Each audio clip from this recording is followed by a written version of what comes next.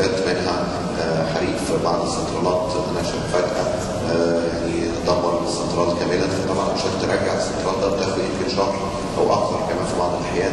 ده بيأثر على كل الخدمه المقدمه سواء صوتيه او انترنت. برضه بعض السنترال بتتاثر بسرقه الكابلات زي ما قلت. فكل دي بتضع عبء ومسؤوليه على مصرية الاتصالات ان هي تكون تتحرك اسرع عشان تلبي خدمه العملاء مش بس بتوعها، العملاء بتوع الشركات الثانيه. فنأمل ان ده طبعا يكون في تحسن مستمر زي ما نكون متوقعين وزي ما يكون الكاستمرز كانوا متوقعين. يمكن حاجات من الحاجات الطريفه اللي جت لنا في حاجه واحنا بنعمل السيرفي لحد كان السيده كانت بتقول ممكن استغنى عن ذهبي بس انا ما استغناش عن انترنت. فده وضح لنا جدا ان كانت بالنسبه لنا مفاجاه. وضح لنا جدا الناس محتاجه قد ايه الانترنت ومحتاجه ان هي تبقى كونكتد طول الوقت. فده بيحط علينا مسؤوليه، اعتقد بيحط على مصرية الاتصالات طبعا مسؤوليه اكبر بصفه ان هي المقدم الاصلي للخدمات الصوتيه والانفراستراكشر في مصر. اي سؤال تاني؟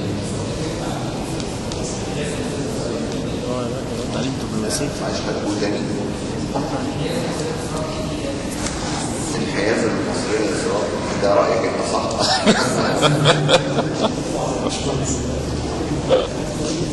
كثير صح.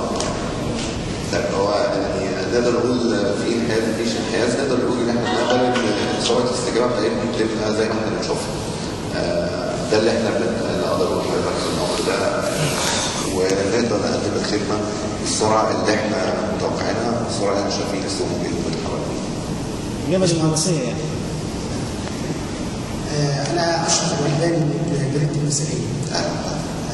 انا عايز اسال على الرقابه الحكوميه على الانترنت، لانه المعروف انه في ديسمبر اللي فات الامم المتحده في 89 دوله مروا على حق الحكومات في السيطره على الانترنت او مراقبته.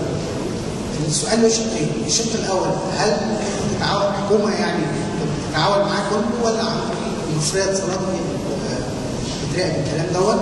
خاصه ان احنا لقينا في احداث بتحصل معناها ان في رقابه على المواقع، افرض جهاز بتتمسك وحاجات كده نشطاء بيتمسكوا. ده شيء. الشق الثاني درجه الرقابه ايه؟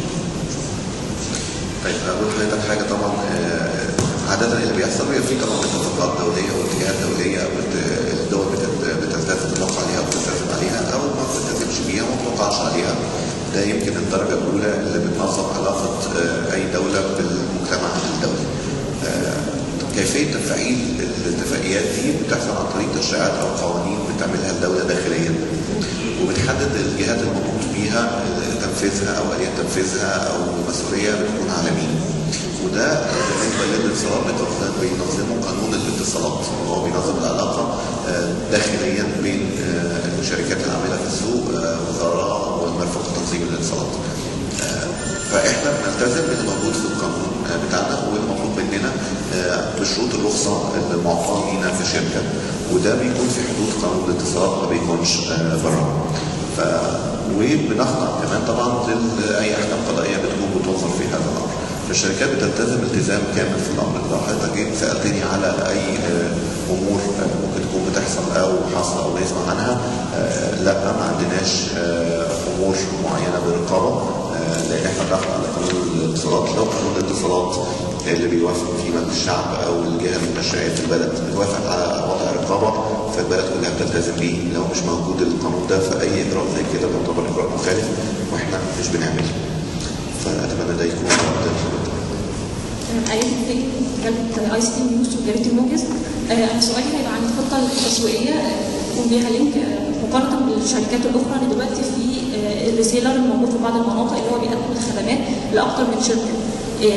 في بعض الرسالة بيقدم عروض لبعض الشركات يعني جاي كل الاستشهاد او اتصالات، ففي بتبقى عروض مقدمه من شركه فريسيلر بيقوموا بالترويج الوسيطي لاكثر من شركه وبيكون في اجراءات للعملاء.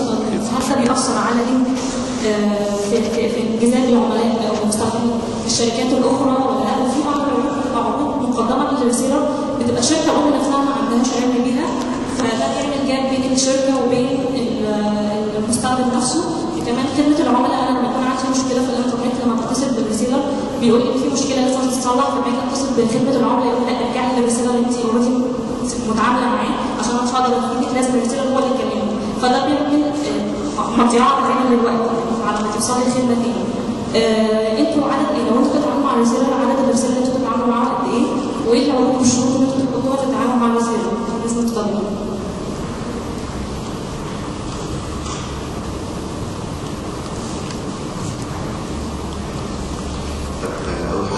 بالنسبه للرساله طبعا عندنا شبكه كبيره من الريسيلرز، بنسعى بتدقيق لما بندخل حد من الشبكه بتاعتنا، شبكه الوظائف بتاعتنا، لان ده بيبقى واجهه لينا كشركه تيكوماك.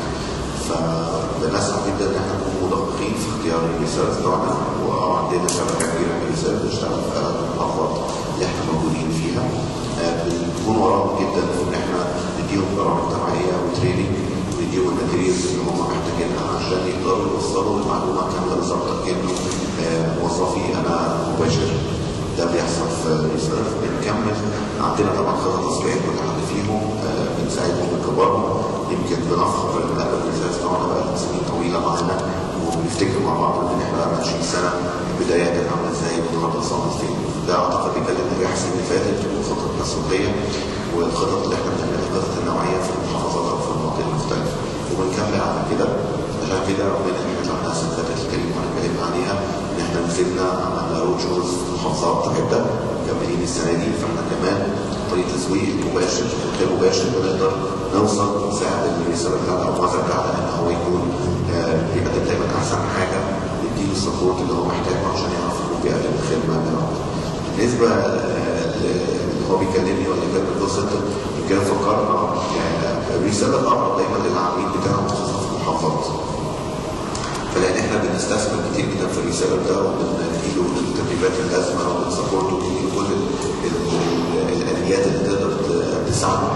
فبنفضل ان هو يبقى قريب في الكلاستر بتاعه فيقدر يحل له مشكلته ويتواصل معاه، او في مشكله حتى تقنيه في بيته. بعض الريسيلرز بيسمح لهم ان هم يروحوا يصلح المشكله دي.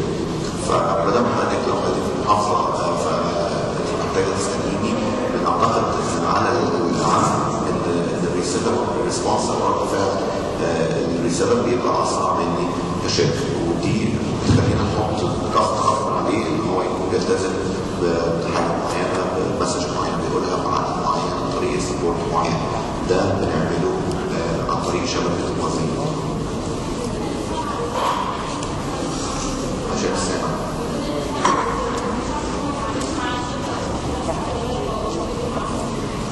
طبعا حالة السوق بالنسبة للناس احنا بنفضل طبعا ان الريسيرش طبعا يكون مشتغل معانا على سؤال يا باشمهندس مصطفى ابو جبل روزا يوسف. باشمهندس بهنيكم على 20 سنه ان شاء الله، ويا رب يكونوا 200 سنه قريب. بسال سؤال، ان دلوقتي اقتصاديات مصر عامه ان كل الاسر بتشتكي من ارتفاع اسعار في حاجاتها الاساسيه. انتوا طالعين بمنتجات جديده بس الاسعار ثابته، بس المنتج طبعا موازي اكبر من كده في السعر.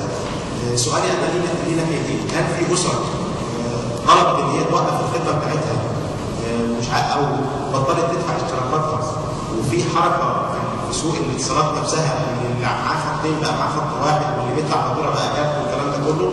السؤال الثاني ان طبعا الحكومه دلوقتي بتستعد لشريحه جديده، هل الشركه مستعده للشريحه دي ولا بتدفع على المستخدم ولا بتدفع على المستخدم؟ اتمنى يكون في اجابه.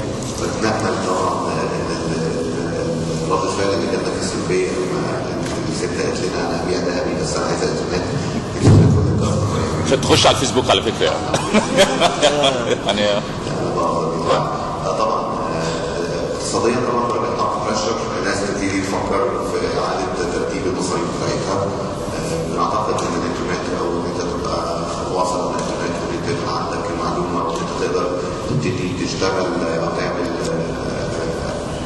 انشطه تجاريه على الانترنت، ده هيكون بيساعد اكتر في الموبايل. بمعنى ان كل 10% زياده في البنتريشن او في وصول الانترنت اكثر لعدد اكثر من مواطني دوله معينه بيساعد ان الدخل الاجمالي الدخل القومي بتاع البلد ده بيزيد 1%.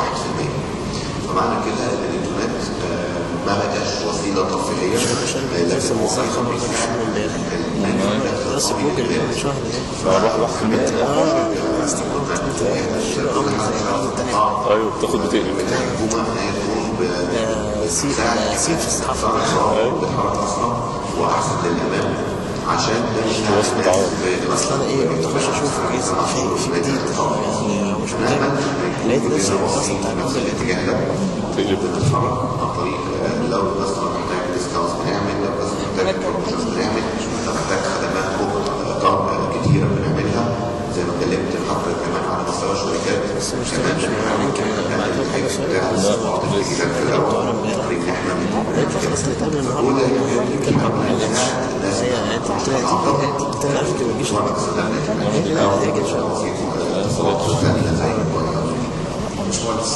يا صراحه اصلا ما كانتش هتسلك وهي غلبانه خالص. بس على فكره انت عبرت جدا عن القصص اللي ثابت او نهائي انا اسف يعني تقول لنا موجود وفي كده رئيسيتي تشتغل علينا بالعافيه ان احنا ما نكونش بنقدر او نضطر ان احنا نحمله على الكاستمر المشترك بتاعنا، بس هنحاول بس مستنيين نشوف في اتجاه بس مفيش ضرايب على النت. كان صح الموضوع مفيش ضرايب على الانترنت لحد دلوقتي. ايوه بالظبط كده. ما تفتحش عينهم والنبي على الموضوع ده. خلاص ما تكتبوها. ايوه لا هو في ضرائب مبيعات انت بتتحملها اوريدي يعني بالفعل يعني ضرايب بالنسبه للفيكس سيرفيس خدمه معفاه، وده كان اتجاه اصلا من الحكومه زمان ان هي تساعد في الانتشار عن طريق انها ما تحملش كمان الضرايب. ده كان في ضرائب قبل النهارده الله اعلم. بقول كان في ضرائب قبل ما حضرتك تقول التصريح ده يعني. لا المشروع حتى بتاع قانون الضرايب مش هيعتقوك.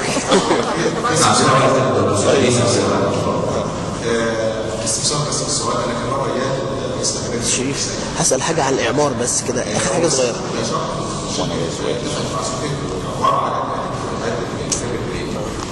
يعني ما قلتلاش خدمه وتوفير ونظام اشتراك فيها هل هيبقى بين الشركه نفسها والعميل عندها هي نسبه الاعمار ولا هيبقى عليكم واسعارها عامله ايه؟ طيب ممكن اجاوب على جزء واساس صديقي وللاسف الاستاذ معتز اضطر يمشي سيبها اجاوب السؤال كله. عندنا كذا مشروع، عندنا 3 مشروعات مع اعمار النهارده موجوده. ابتدينا ناخد الخدمات بتاعتها في مشروعين بالفعل. المشروع الثالث ان شاء الله تسليم في 2013 في برضه بنبتدي الشغل فيه. العلاقه مع الكاستمر بتحصل عن طريق لينك 1 اللي هي الشركه اللي بتمتلك 100% لينك دوت نت. كمان بيكون بنتعامل تعامل حسيس جدا مع فريق التسويق ومتقارب جدا مع فريق التسويق في كل مقدم من قرار حسب الفلسفه بتاعته في وصول الكاستمر بتاعه عن طريق توصيل خدمه. لكن طبعا السبورت اللي بقدمه وتوصيل خدمه اللي بقدمها تظل اعمار مصادر موجوده في المشهد طول الوقت عشان تتاكد ان الخدمه اللي احنا متفقين عليها بتوصل عشان ترضي العميل اللي اصلا وافق وقبل وحب ان هو يدخل في مشروع. فهي علاقه ثلاثيه زي ما قلت كده، انا بقدم خدمه وصديق وعمار بيكونوا بيتاكدوا دايما ان الخدمه اللي احنا وعدنا بيها هي الانتهاء. افندم تسعير يا فندم. التسعير طبعا موجود برضه بيخضع للخدمه المقدمه مكان المقام، بيخضع لشروط كثيره جدا الصراحه. قد ايه الحل تقنيا متقدم او مش متقدم قوي حسب كل مشروع وحسب التفاوضات والتفاهمات اللي بنوصل فيها مع بعض. ولينك 1 وسيط لاعمار ولا بتحاسب مباشره العميل؟ لا بتحاسب العميل مباشره. طب والرقابه عليها بتبقى من الجهاز ولا من اعمار في الحاله دي؟ الرقابه طبعا تقنيا بالاتصالات من الجهاز، لكن طبعا في شروط تعاقديه بيني وبين العميل بتراجعها اعمار وتراجعها اقتصاد بنكون متفقين عليها عشان نتاكد ان ده اللي احنا عايزين نقدمه للعميل بالاتفاق. لكن تقنيا طبعا احنا الجهاز هو اللي بيراقب على العمل بتاعنا. حضرتك واخد مراسم بس يعني لازم ناخد اخر سؤال. ايه سؤال؟ لم يعرف لا بيستهل المثل. انا كنا اخر لقاء مع وزير الاتصالات قال ان في شركه اجنبيه بتيجي تسعير الخدمات بتاعت الاتصالات كلها. فعايزه اسمع رايك عن التسعير ده، هل هيكون في صالحكم ولا ممكن يلزمكم او ما تلزموش بالاسعار اللي هم هيحطوها اذا كانت مناسبه او مش مناسبه؟ حاجه ثانيه معلش انا جيت متاخره، كنت عايزه اعرف رايك في الرخصه الشامله، وهل هتغير من شكل الاندماجات اللي حاصله دلوقتي بين الشركات، ولا كل شركه ممكن بعد كده هتقدم جميع الخدمات لوحدها؟ شكرا. عارف يا خليك معاها بس انا بس علاقه بالسؤال الثاني برضه اعتقد اسمه كنت بس هو يتكلم على تسعير الخدمات اللي جايه في الرخصه ده شرفنا ابو علي سواء الشركات او للسوق. اعتقد ان دي خطوه ايجابيه جدا ان تسعير الخبرات اللي موجوده في العالم اللي سبقتنا في مجال الرخص دي او الترخيص دي عشان نقدر نعرف نحدد الهيكل المالي والاقتصادي والتشغيلي للرخص دي. فده اكيد هيعود على الصناعه والسوق اكيد للمشتركين كمان ان هي تكون منظمه جدا وتكون بتسلك مواعيد على كل الشركات المصريه. في سؤال بس من تحميل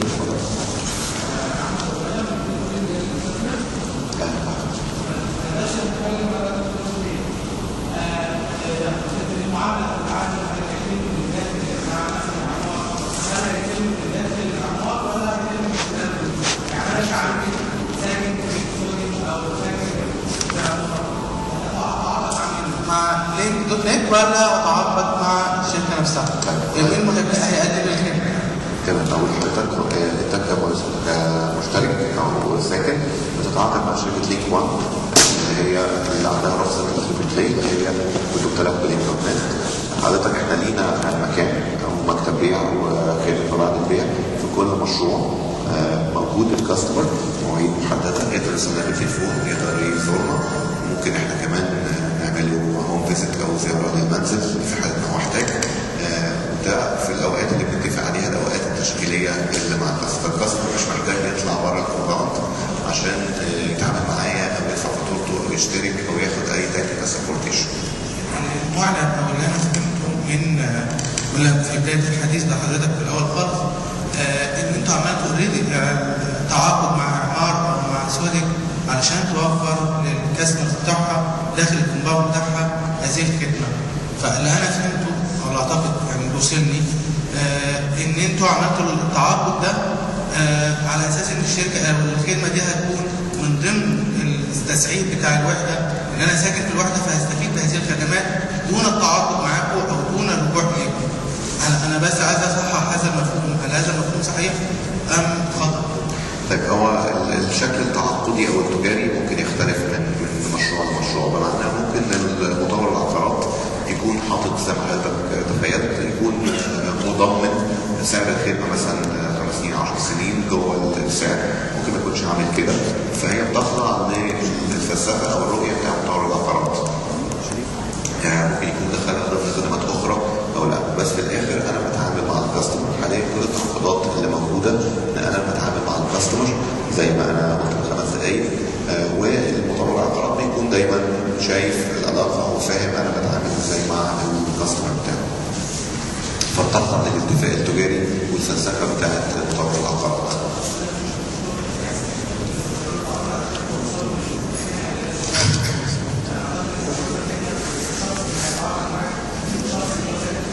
طبعا في حد ممكن يقول انا مش عايز انترنت، وحد يقول احتمال ما اعتقدش بس المفروض ممكن حد يقول انا فعلا مش عايز انترنت مش عايز تلفزيون. شركه ثانيه الرخصه بتسمح ان هو ياخد انترنت من بره الكومباوند، لكن ما يقدرش ياخد التريبل بلاي سيرفيسز من حد غيري بدل انا اللي متعاقد بالكومباوند، بس يقدر ياخد انترنت. السؤال الاخير في مثل بالانجليزي بيقول go where the people are. الترند دلوقتي او التوجه دلوقتي نحو التمرين وفي توجه جديد. ما سمعتش الترند بيقول ايه؟ الاريا بيقول go where the people are. يعني اسم الى ايه ده صدق العصر. في توجه دلوقتي نحو جدا منتشر حاليا نحو التابلت واجهزه الايباد وكل الاجهزه وفي تفكير لدى مايكروسوفت في اوفيس 2013 انه يتجه للاجهزه دي. ده هيسحب عدد كبير من المشتركين او يؤثر في جذب عدد كبير من المشتركين.